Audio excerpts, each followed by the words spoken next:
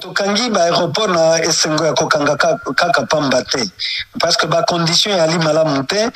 éruption ya volcan et ali kopesa pe ba vague ya ba cendre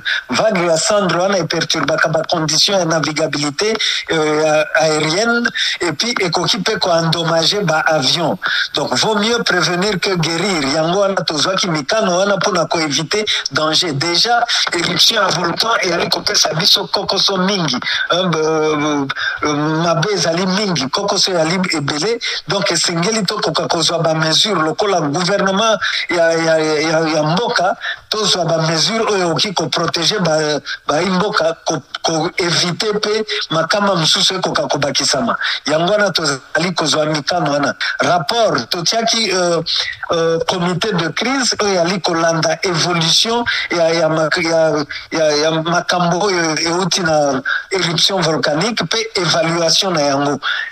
nde soki résultat ezwami que noto alléger mesure tokoka kofungola espace aérien tokoki kofungola soki condition etikali ya kobeba neti sikoyo tokozala obligé malgré nous tokoka kozwa ba mesure qui s'impose lobi tofungolaki aéroport ya Bukavu mais lelo condition ebebi lisusu makasi parce que ba vague ya cendre wana ya putulu ezali kouta na volcan ezali ko se diriger vers le sud, vers